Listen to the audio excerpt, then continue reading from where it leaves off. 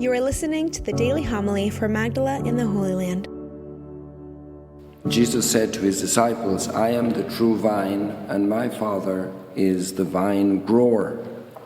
He takes away every branch in me that does not bear fruit, and every one that does, he prunes, so that it bears more fruit. You are already pruned because of the word that I spoke to you. Remain in me, as I remain in you.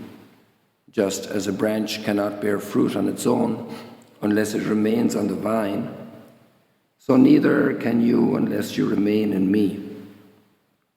I am the vine, you are the branches.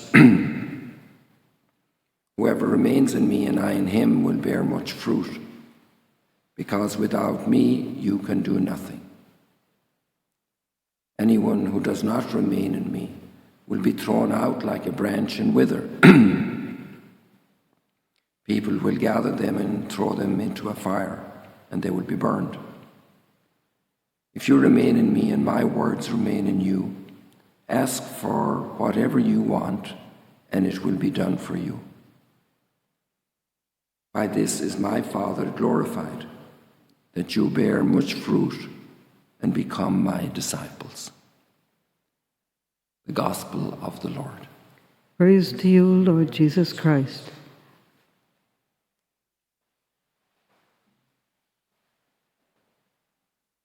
Today, the Church still benefits from the teaching of St. Cyril of Jerusalem. And in fact, I think it's during the Easter time, or also maybe some other times during the year, we have readings in the breviary. The breviary is the liturgical prayer of the Church, praying the Psalms primarily, but then there are also biblical antiphons interwoven, plus long readings from the sacred scriptures in the office of readings each day. And also in the office of readings, there's usually a commentary. And that commentary or spiritual text comes from the fathers of the Church and the great spiritual writers and great documents of the Church. And they're placed at different moments throughout the year. And we usually have a number of readings from St. Cyril of Jerusalem. And particularly, they're taking from a series of teachings that he would give in Jerusalem at the Holy Sepulchre to the newly received members into the Church. And now we are again used to this phenomenon that in the parishes around the world, many adults typically are preparing to be received into the Church in 2 weeks' time. And they will receive baptism and confirmation and the Eucharist, or if they're already baptized validly, they will receive confirmation and the Eucharist and be full members of the Catholic Church. And once that happened, St. Cyril gave us this great example that their path wasn't finished in terms of their faith formation. Sometimes there's a sad proverb that when children get confirmed, it's they're graduating from church practice. Obviously not.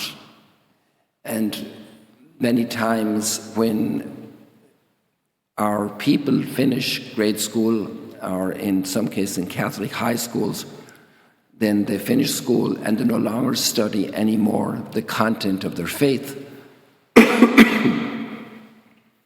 And these great teachings on the sacrament of St. Cyril are a great model of how we should all be dedicated to continue to grow in the knowledge of our faith. Today I received a number of repeated questions from a lady in Miami who follows the live streams, and she was inquiring into the readings of Susanna, which are in the Liturgy of the Word today. Around the world, we didn't have these readings in this Mass because of the special Mass for St. Cyril, since we're here in the Latin Patriarchate of Jerusalem. And so these readings, I just lost my thought. This lady was inquiring about the structure of the Bible and why certain chapters of the book of Daniel are not included in some editions of the Bible. And we won't go into all of that now, but there are very good reasons for that. And it's good for us to continue to be formed in our faith. And this is a great example St. Cyril gives, that we have ongoing formation, also intellectually, understanding our faith more. Imagine if a child who learns the basic math in grade school doesn't do high school math. And then they go to business and they don't learn any more math. Even people who graduate from college, especially doctors, continue progressing in all of the new knowledge that's acquired during their lifetime as doctors. Otherwise, they would be very irresponsible vis-a-vis their patients. But this could be applied to all different careers. Right now, a lot of different businesses and industries are being completely transformed through artificial intelligence. So it's necessary and responsible for people who are working in those areas to become familiar with those new tools. And if you're working in business, you have to know about the change in legislation and tax code and the shifts in industry priorities. And if we do that for our survival in earthly things, we must do it much more for our spiritual life. We cannot be happy just to have first grade, second grade, sixth grade, eighth grade formation. We need to go on to high school level, to college level, if we have that type of intellectual capacity. And also to have the ability to explain it and to discuss our faith in advanced cultural circles where we meet with people who do not accept our faith. And this is not just the job of priests. This is really, if you love Jesus and you love your faith, you want to grow in your faith. And here we read today about being disciples. Who wants to be a disciple? Who wants to remain in Jesus? This is clearly a calling to great growth in our prayer lives. Let us ask God for this grace and let us dedicate ourselves, make it a priority.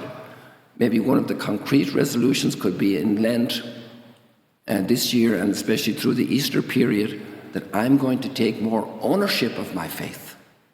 And I won't just let it go along on a lethargy and an inertia of acquired knowledge. I should read a good spiritual book. I should read some of the lives of the saints. I should especially know the scriptures and know the teaching of the church, the catechism of the church. And St. Cyril is a great motivator. His example is a great encouragement for all of us to continue growing in our faith.